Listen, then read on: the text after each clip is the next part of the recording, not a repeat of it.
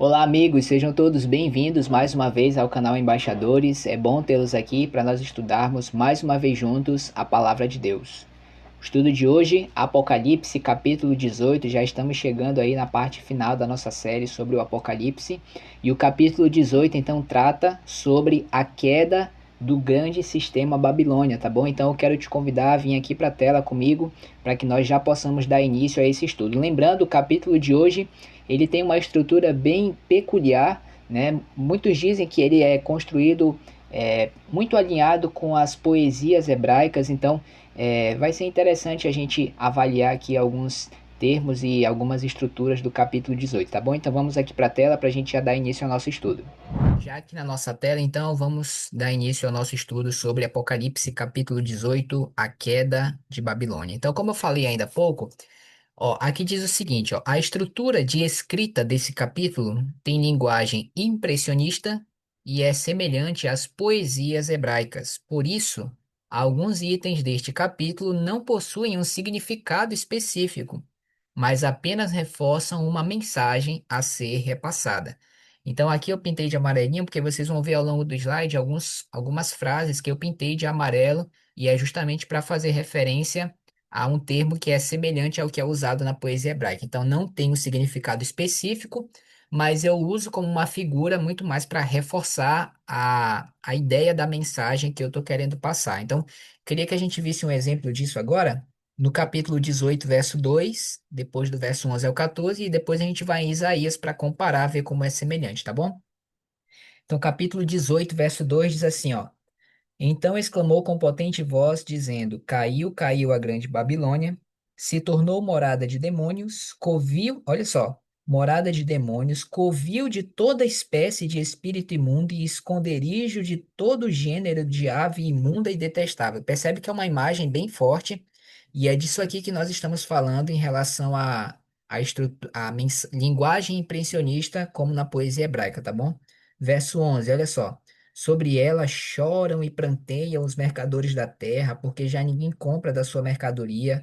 Aí olha a lista: mercadoria de ouro, prata, pedras preciosas, pérolas, linho finíssimo, púrpura, seda, de escarlata, toda espécie de madeira odorífera, todo gênero de objeto de marfim, toda qualidade de móvel de madeira preciosíssima, de bronze, de ferro, de mármore. Então ele vai listando várias coisas, né? Para deixar assim mais forte a mensagem que ele está querendo mostrar, né? Verso 14: o fruto sazonado que a tua alma tanto apeteceu se apartou de ti, e para ti se extinguiu tudo que é delicado e esplêndido, e nunca jamais serão achados. Então vamos lá em Isaías 34. Você poderia ler o capítulo inteiro, tá bom? Se você desejar se aprofundar, eu separei alguns versos que na tentativa de te mostrar como isso é semelhante, tá bom? 34:11, Isaías diz assim, ó. Mas o pelicano e o ouriço, ó, lá ele fala ave imunda e detestável, né? O pelicano e o ouriço a possuirão, o bufo e o corvo habitarão nela, né? Lá se tornou covil de toda espécie. Estender-se-á sobre ela o cordel de destruição e o prumo de ruína. Já não haverá nobres para proclamarem o rei, os seus príncipes já não existem. Nos seus palácios crescerão espinhos e urtigas e cardos nas suas fortalezas. Será uma habitação de chacais e morada de avestruz. Vê como é semelhante ao 18:2 especialmente, né? É, Verso 14: as feras do deserto se encontrarão com as hienas, e os sátiros clamarão uns para os outros. Fantasmas ali pousarão e acharão para si lugar de repouso. Aninhar-se-á ali a coruja, e aporá seus ovos, e as chocará, e na sombra abrigará os seus filhotes. Também ali os abutres se ajuntarão um com o outro. Então, eu trouxe isso aqui de exemplo para mostrar como a linguagem lá do capítulo 18 é semelhante à das poesias hebraicas, com linguagem impressionista, para dar a ideia de, principalmente, ruína, já que o capítulo 18 trata da queda de Babilônia, da queda de Babilônia, tá bom? Então, o capítulo retrata de maneira poética a queda do grande sistema babilônico. Então, vamos voltar para Apocalipse 18 e começar a estudar o que temos ali de informação que podemos interpretar, que não está necessariamente em uma linguagem impressionista, tá bom? Então vamos do verso 18, o capítulo 18, 1 a 3. Depois dessas coisas, vi descer do céu outro anjo que tinha grande autoridade, e a terra se iluminou com a sua glória. Então exclamou com potente voz, dizendo: Caiu, caiu a grande Babilônia, e se tornou morada de demônios, covil de toda espécie de espírito imundo e esconderijo de todo gênero de ave imunda e detestável. Pois todas as nações têm bebido do vinho do furor da sua prostituição, com ela se prostituíram os reis da terra, também os mercadores da terra se enriqueceram à custa da sua luxúria. Então vamos ver o que temos aqui de informação. O capítulo começa dizendo, o profeta, né, relata que ele vê um anjo aparecer, descer do céu, ele tinha grande autoridade e a terra se iluminou com a sua glória. A palavra no original é ângelo, no grego, né? E essa palavra, o significado primordial dela é mensageiro. Esse pode ser o mensageiro divino, de fato, um anjo, literalmente, ou ele pode ser um mensageiro humano. Como é que a gente faz para saber? Depende do que é descrito a respeito desse mensageiro, das características que ele tem, das ações que ele realiza, tá bom? E aí, como é que nós entendemos isso? A mensagem que esse anjo aqui vai pregar, caiu, caiu a grande Babilônia, é a mesma mensagem do capítulo 14, verso 8, onde estão registradas as três mensagens angélicas. E como nós vimos lá no estudo do capítulo 14, quem anuncia as três mensagens angélicas são seres humanos, ok? Então nós entendemos que o mesmo se aplica aqui. Se aqui é a mesma mensagem, é a repetição daquela mensagem, então quem está pregando essa mensagem aqui também é os seres humanos, é a igreja de Deus. Então esse mensageiro é um mensageiro humano, esse anjo representa o povo de Deus, ok? Tendo isso em mente, a profecia então diz que esse anjo, esse mensageiro, né, a igreja tem grande autoridade e ela ilumina a terra. Nós sabemos que por sermos pecadores, a gente não tem isso de nós mesmos, né? Grande autoridade, ter o poder para iluminar a terra com a nossa glória. Então, isso indica que se esse mensageiro está nessa condição, é porque o poder de Deus foi derramado sobre eles no final da história. Então, eles têm autoridade, eles estão iluminando a terra, porque Deus derramou o seu poder sobre a sua igreja, ok?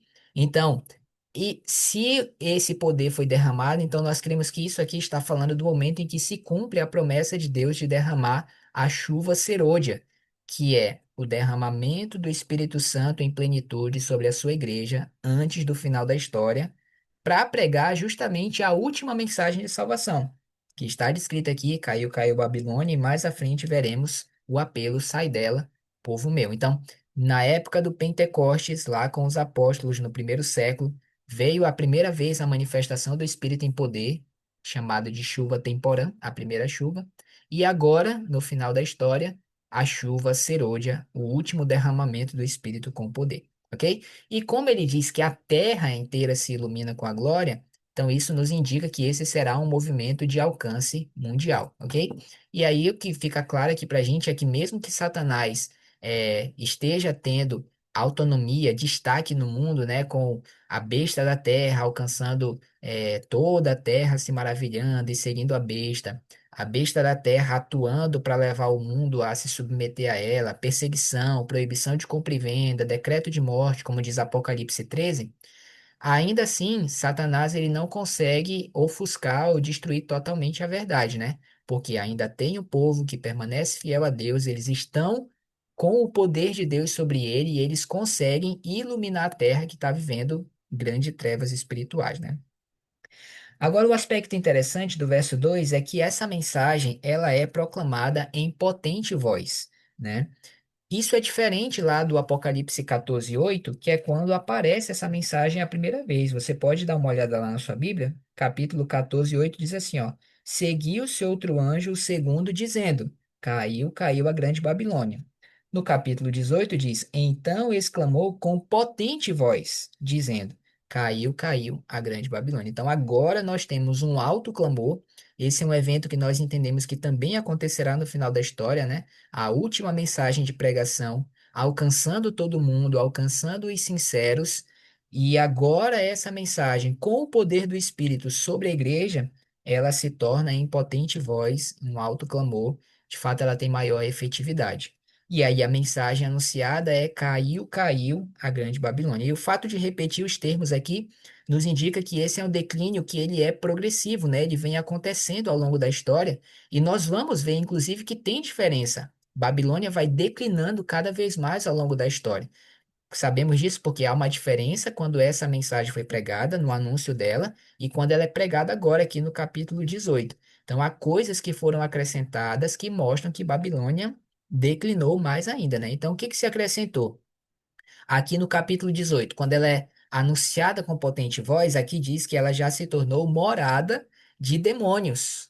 Então, apesar de ser um sistema pretensamente religioso que fala em nome de Deus, agora os demônios estão próximos dessa igreja ou habitando junto com ela. Algo que não foi mencionado no capítulo 14, se acrescentou. Então, a gente vê que a igreja declinou espiritualmente. Essa igreja aqui, né, que representa o sistema babilônico se tornou covil de espírito imundo, ou seja, o espiritismo, né, a atuação dos demônios, que são anjos caídos, eles se introduziram na igreja e agora eles fazem parte dela, né? Aqui diz que é a casa deles. Então, eles conseguiram entrar dentro dessas igrejas que se corromperam, que não seguiram a verdade, e eles estão lá atuando fortemente. A gente vê isso no capítulo 16 verso 13 e 14, né? Diz lá que sai da boca do dragão, da besta e do falso profeta três espíritos imundos e eles são enviados aos reis do mundo inteiro, né? São espíritos de demônios, eles operam sinais para enganar as pessoas realmente. Então é isso aqui que está acontecendo e a gente vê, de fato, isso acontecer em relação ao mundo cristão hoje, né? A gente vê altamente manifestações de poderes demoníacos em igrejas e poderes que nunca acabam de se manifestar, né? A igreja sempre está contaminada e há um show, parece, em relação a esses demônios, e isso atrai as pessoas e tantas outras coisas erradas que a gente vê acontecendo, que é uma fuga da verdade. Isso se deve à atuação de um abandono da palavra de Deus por métodos humanos, né? Então, a gente nunca fica sozinho. Se a palavra de Deus é posta de lado, o inimigo vem e ele ocupa o seu lugar e ele coloca os seus métodos. Então, isso aqui é uma realidade que está acontecendo com as igrejas ao longo do tempo. E aqui no capítulo 18, então, chega ao ápice disso, né? E aí, quando ele usa o termo esconderijo de ave imunda, né? Ele está usando aquela linguagem impressionista que nós falamos no começo da poesia hebraica. Além disso, diz que o sistema Babilônia, ou seja, a igreja mãe e as igrejas filhas que saíram dela e que estão com uma doutrina corrompida, elas se prostituíram com os reis da terra, ou seja, uma igreja que ela foi atrás do poder civil, se relacionou com o poder civil de uma forma que Deus não gostaria, né? Muitas vezes abrindo concessões para coisas que minam a verdade, os princípios da verdade, para que eles alcancem proeminência, alcancem seus objetivos e muitas vezes usem o poder civil para perseguir o povo de Deus. Então, Deus diz que isso é uma prostituição, algo que ele não queria que eles fizessem, né? E aí o outro detalhe é que ela enriqueceu os mercadores da terra. No capítulo 13, no verso 17, lá diz que, de fato, eles vão mexer com esse aspecto econômico no final da história, né? No 13, 17 diz, ninguém vai poder comprar e nem vender, só, posso botar esse termo aqui, quem pertencer ao sistema, né?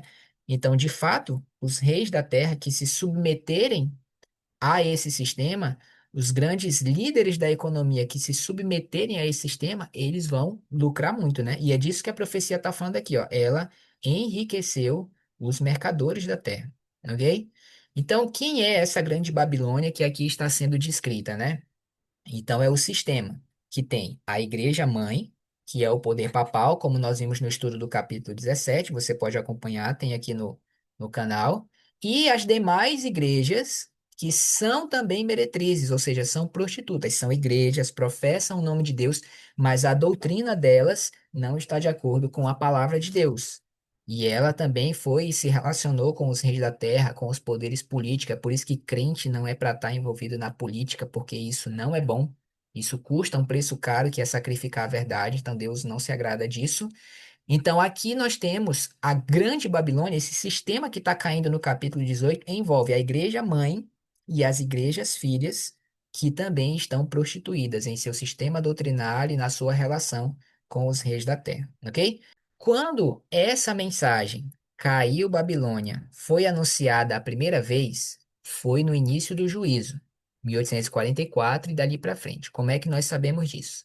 Então, caiu Babilônia, está aqui no capítulo 18 e também está lá no capítulo 14. No 14 é quando ela aparece a primeira vez. Lá no capítulo 14, ela é a segunda mensagem angélica. Então, a segunda mensagem é: caiu Babilônia. A primeira mensagem tem um marco temporal para nós. Então, na primeira mensagem diz assim, ó: chegou a hora do juízo. De acordo com a profecia de Daniel, o juízo começou em 1844. Então, se a primeira mensagem diz chegou o juízo, essa mensagem só pode estar sendo anunciada no período de 1844. Por consequência lógica, a segunda mensagem vem depois dela, ou seja, é de 1844 para frente, para o futuro, ok? Em 1844, quando é anunciado caiu Babilônia, eu não posso pensar no sistema papal.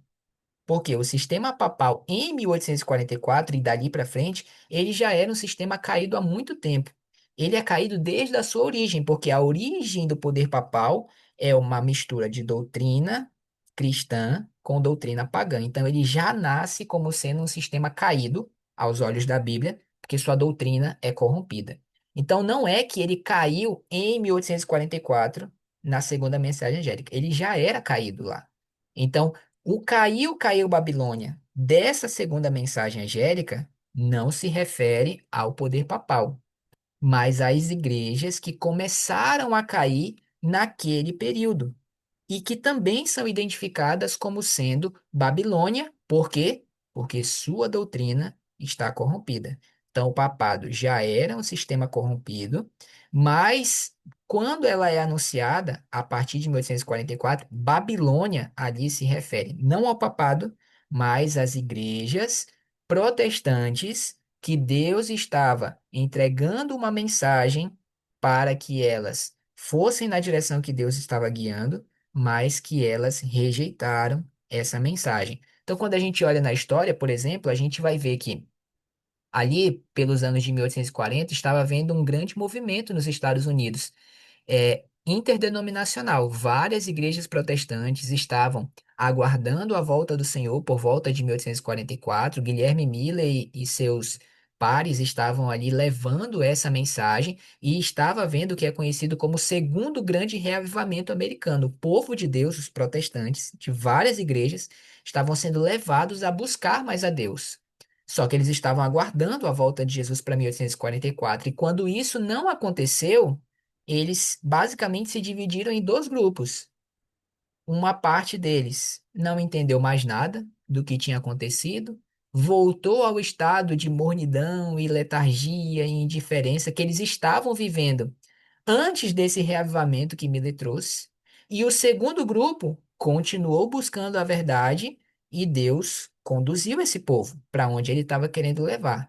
Então, esses grupos religiosos que não quiseram mais saber, que voltaram ao estado de mornidão, letargia, indiferença, são aqui na profecia apontados como a Babilônia, que começa a cair, porque rejeitaram a verdade que Deus estava revelando, deixaram de purificar novos pontos da sua doutrina que estavam errados e, pelo contrário, eles continuaram abraçados com essas mentiras que estavam inseridas na sua doutrina. E não quiseram mais saber, não quiseram mais buscar, continuam abraçados com esses erros até hoje. E, por consequência, passam a ser chamados por Deus como Babilônia. Mas lembre, quando a mensagem é pregada a primeira vez, no capítulo 14, ou seja, por volta de 1844, ela não é anunciada em potente voz e não há os acréscimos que surgiram ao longo do tempo e que aparecem aqui no capítulo 18, no final da história. Então, as igrejas rejeitam a mensagem, rejeitam o que Deus estava querendo apresentar e voltam para o estado que estavam antes. Mas o que a profecia me mostra é que elas não continuam assim. Elas começam a declinar espiritualmente para um estado cada vez pior. E aí é por isso que aqui no capítulo 18, quando a mensagem é repetida, a situação delas está muito pior. Está muito, muito maior o declínio que elas estão vivendo. Ok? Então, em 1844, apenas repetindo, caiu Babilônia, não se refere ao papado, porque já era um sistema corrompido, mas as igrejas protestantes que rejeitaram a mensagem de Deus naquela época e voltaram ao estado anterior e dali começaram um declínio ladeira abaixo, tá bom? Muito bem. Então, olha só, vou citar um exemplo aqui, tá bom? O doutor David Challoner, acho que é assim que fala o nome dele, olha o que ele mencionou em um livro que ele escreveu, ó. Se a igreja de Roma foi culpada de idolatria com relação aos santos, sua filha, e olha que interessante, né? No Apocalipse fala a mãe e as filhas, né? Então, sua filha, a igreja anglicana, tem a mesma culpa, pois há 10 igrejas dedicadas a Maria para uma dedicada a Cristo. Então, é uma igreja que saiu de Roma, Deus estava querendo conduzir o seu povo para uma doutrina pura, mas quando rejeita o caminho que Deus estava querendo conduzir e volta para o estado anterior, ela fica estagnada, deixa de reformar as verdades importantes, mas a profecia aponta que ela não permanece estagnada, ela vai declinando mais ainda. Então, aqui é um exemplo que pode ajudar a gente a compreender essa questão, tá bom? Então, olha só, aqui eu fiz um mapinha para tentar ilustrar o curso da verdade pela história, né? Em relação ao povo escolhido de Deus, tá bom? Então Deus trabalha dessa forma, ele tem um povo escolhido seu ao longo da história. Então, se a gente começar ali da época de Jesus, então nós temos ali o povo escolhido de Deus, os judeus, né? Era o povo ainda escolhido, e você tinha a liderança religiosa, que eram os fariseus ali que já estavam meio que corrompidos, mas ainda era o povo de Deus, então estava misturado, povo eleito e gente que não estava sendo mais tão leal a Deus. Muito bem, aí Jesus faz ali uma sacudidura, né? E traz do povo judeu os apóstolos, alguns seguidores seus, e ele então funda o cristianismo com uma doutrina pura, imaculada, como ele objetivava. Então, agora este passou a ser o seu povo especialmente escolhido. Depois que Jesus vai para o céu, os apóstolos começam a morrer e vir novas gerações, aí a gente pode dizer que o cristianismo se divide em duas partes, né? Então, uma parte permanece com uma doutrina pura, imaculada, como Cristo deixou, então seguem na mesma linha. A outra parte de cristãos é a parte que se junta com o Império Romano e começa a ter a sua doutrina corrompida, e dali surge o catolicismo romano. Então, aqui temos doutrina pura e aqui uma doutrina misturada com a doutrina de Roma, a doutrina pagã. Então, doutrina corrompida, ok? A história avança. A gente ainda pode dizer aqui que os cristãos eles são o povo escolhido de Deus, mas veja, assim como nessa época aqui você tem os sinceros e os líderes que estavam fazendo errado, aqui você tem os sinceros fiéis e gente que estava fazendo errado, certo? Mas ambos são o povo de Deus. Aí a gente tem lá no século XVI a reforma com Martinho Lutero. E isso mais uma vez chacoalha o cristianismo, e aí eles se dividem mais uma vez em duas partes. Primeiro deles, da reforma que vai sair os protestantes, que voltar eram desse povo, vem a reforma, e é que eles caminham em direção a seguir uma doutrina pura, e eles vão se juntar, obviamente, com aqueles que já vinham mantendo a doutrina pura desde então. Mas a parte que rejeita a reforma, em seguir restaurando a verdade, eles retornam para um formalismo religioso. Eles não estão na mesma linha do catolicismo, que tem a doutrina corrompida, eles têm ali, digamos que parcialmente, uma doutrina correta, ok? Aí a história avança e Deus envia à Terra as três mensagens angélicas, né? O segundo grande reavivamento americano, uma nova investida de Deus para buscar restaurar a verdade. Então aqui se junta os protestantes, né? Eles que estavam buscando fazer o certo e aqueles que estavam em formalismo. E aí as três mensagens angélicas causam uma nova separação, né? Então, dois grupos aqui, ó. Um grupo, eles entendem que Deus estava querendo guiá-los na direção da verdade, eles voltam para estudar a Bíblia, e aí nós entendemos que eles são o remanescente final, o último povo que Deus levanta, que permanece fiel a Deus. E nós cremos, como Igreja Adventista, que nós fazemos parte desse remanescente, lembre, como povo especialmente escolhido por Deus, e isso não quer dizer salvação exclusiva, tá bom? Mas um povo especialmente chamado por Deus para preservar a verdade e levar a verdade àqueles que não sabem, àqueles que estão em formalismo, que estão rejeitando a verdade de Deus. É uma grande responsabilidade ser um remanescente, porque você tem que levar a verdade que está sendo rejeitada na sua geração. Então, ali das três mensagens angélicas, a separação é essa: um povo vai em busca da verdade e o outro povo rejeita o que Deus estava querendo falar. Este povo retorna, de certa forma, para um formalismo inicialmente, e aí vem a mensagem: caiu, caiu Babilônia, Apocalipse 14. Só que eles vão declinando cada vez mais até que a situação piora no capítulo 18 e eles entram numa situação muito crítica. E aí, aqui no final da história, o grande sistema Babilônia é os protestantes que rejeitaram a mensagem que Deus deu aqui, juntamente com o sistema católico que vem com uma doutrina corrompida já ao longo da história. Muito bem? Então, caiu Babilônia no capítulo 18 aqui, não se refere só ao catolicismo, mas também a essas igrejas que rejeitaram a reforma da verdade que Deus estava querendo trazer. Beleza? Vamos voltar aqui para o capítulo 18, verso 4 até o 8. Então diz assim, ó: Ouvi outra voz do céu dizendo: Retirai-vos dela, povo meu. De onde? De Babilônia. Então, aquele aglomerado que tem poder papal, né, o sistema católico romano, e as igrejas protestantes que têm uma doutrina parcialmente ali corrompida e estão declinando espiritualmente. Então, lá dentro tem muitos sinceros, e aqui eu retomo um ponto, né? Aqui você viu anteriormente o logo, a Igreja Adventista como sendo remanescente. O nosso entendimento aqui é que temos uma missão como povo que Deus levantou, que recebeu grande luz para pregar a verdade. Mas aqui, dentro de Babilônia, voltando mais uma vez, aqui há pessoas que estão sinceras, são sinceras, estão aqui com uma doutrina errada, tanto do catolicismo quanto do protestantismo, que rejeitou a verdade, mas são pessoas sinceras, muitos nem conhecem a verdade, e Deus as chama aqui de povo meu. Então, nós que estamos aqui entendemos que temos a responsabilidade diante de Deus de pregar para os sinceros que aqui estão, ok? Então, retirai-vos dela, povo meu, para não serdes cúmplices em seus pecados e para não participardes de seus flagelos. Por quê? Porque os seus pecados se acumularam até o céu, ao declínio. E Deus se lembrou dos atos iníquos que ela praticou. Dai-lhe em retribuição, como também ela retribuiu.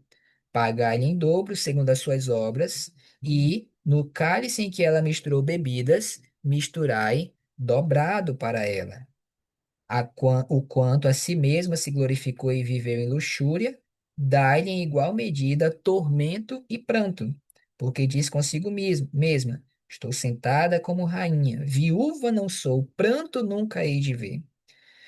Por isso, em um só dia sobrevirão os seus flagelos, morte, pranto e fome, e será consumida no fogo, porque poderoso é o Senhor que a julgou.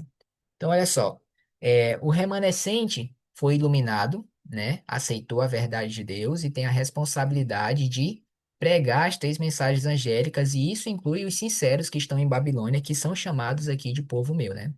E aí, ó, esse será um momento da história em que a verdade ela se tornará muito clara, para que justamente esses sinceros possam ouvir, entender que estão errados e eles possam tomar uma decisão de caminhar ao lado certo, né? Então aqui acontece o selamento final dos últimos sinceros e em seguida fechamento da porta da graça ou encerramento da oportunidade de salvação, certo? Acontece logo em seguida após essa mensagem ser pregada. Então esse anjo do capítulo 18 representa o povo de Deus fiel, remanescente, que aceitou a verdade e está pregando a última mensagem de Deus ao mundo, a estes sinceros, para que possam aceitar sair de Babilônia para não serem destruídos junto com ela. Por quê? Seus pecados se acumularam até o céu, né? Uma linguagem poética aqui também. Então, Babilônia passou do limite da graça e agora o juízo de Deus precisa ser derramado sobre ela. E aí ele diz que deve ser derramado em dobro. Então, aqui diz, no Antigo Testamento, a restituição era paga em dobro ao prejuízo que foi causado. Então, Deus aqui usa, mais uma vez, de pano de fundo, a linguagem do Antigo Testamento para explicar o que ele vai fazer aqui, certo? E é interessante a postura, né, de Babilônia. No capítulo 17 diz que ela tem um nome na fronte, ou seja, conscientemente ela é quem ela é. E aqui ela fala, né? Estou sentada como rainha, né? Então o sistema ele pensa ser invencível, né? Reinando sobre a terra, soberano, porque tem poder, tem autoridade, domina o governo, domina a economia, acha que nunca será destruída, né? Mas aí a profecia diz: em um só dia virão os seus flagelos. É interessante essa questão do um só dia aqui, porque muitos podem pensar que é um só, isso representaria um ano literal, né? Mas no mesmo capítulo 18, lá no verso 10, diz que em uma só hora virão os flagelos. Então, um só dia ou uma só hora, né? Então, nós entendemos aqui que ele não está querendo passar para nós uma mensagem para que a gente interprete pelo princípio de ano, que seria confuso, né? Seria um dia, ou seja, seria um ano, ela recebendo os flagelos, ou seria uma hora, ou seja, 15 dias. Então, ao que nos parece, na verdade, ele está indicando assim, ó, em um determinado momento, ela vai ser punida e então ela vai deixar de existir, né? Um momento súbito ela deixará de existir. É, outra coisa que é interessante aqui, né? Ela fala, viúva não sou. Na Bíblia, a mulher, a igreja, ela é uma noiva, né? Que está aguardando o seu noivo voltar, o seu senhor voltar. Esta mulher aqui, ela é chamada de prostituta, ou seja, ela abandonou o seu senhor, foi atrás de um outro homem e ela não se arrepende disso. Pelo contrário, ela diz, eu não sou viúva, né? Encontrei outro marido, né? Então ela traiu seu marido e ela foi atrás dos reis da terra. Isso é algo bem interessante. Então, no capítulo 18, vamos ver o que nos diz aqui o verso 9 e 10, e depois a gente vai do 15 até o 20, tá bom? Então, ó, 9 e 10. Ora, chorarão, verso 9. Ora, chorarão e se lamentarão sobre ela os reis da terra, que com ela se prostituíram e viveram em luxúria, quando virem a fumaceira do seu incêndio. Verso 10. E conservando-se de longe pelo medo do seu tormento, dizem: Ai, ai, tu grande cidade Babilônia, tu poderosa cidade, pois em uma só hora, que a gente falou há pouco, né? Chegou o teu juízo. Verso 15 agora. Os mercadores destas coisas, que por meio delas se enriqueceram, conservar-se-ão de longe pelo medo do seu tormento, chorando e pranteando, dizendo: Ai, ai da grande cidade, que estava vestido de linho finíssimo, de púrpura, de escarlata, adornada de ouro, pedras preciosas e pérolas. Essa é uma referência à mulher do capítulo 17, mostrando que Babilônia é todo o complexo, né? Inclui as filhas e a mãe também. 17. Porque em uma só hora ficou devastada tamanha riqueza. E todo piloto, aquele que navega livremente, marinheiros e quantos labutam no mar, conservam-se de longe. Então, vendo a fumaceira do seu incêndio, gritavam: Que cidade se compara à grande cidade? Lançaram pó sobre a cabeça, chorando e pranteando. Isso é sinal de luto, né, na Bíblia. E gritavam: Ai da grande cidade, na qual se enriqueceram todos os que possuíam navios no mar, à custa da sua opulência, porque em uma só hora foi devastada. Exultai sobre elas, ó céus, e vós, santos apóstolos e profetas, porque Deus contra ela julgou a vossa causa. Na verdade, o sistema Babilônia é o grande responsável por perseguir o povo de Deus ao longo da história, né? O papado ao longo da Idade Média e agora no final da história, o papado novamente, né? E também os outros sistemas religiosos que se envolveram com os reis da terra, né? E agora, corrompidos, também passam a perseguir o povo de Deus. Então vamos ver o que que nós temos aqui, né?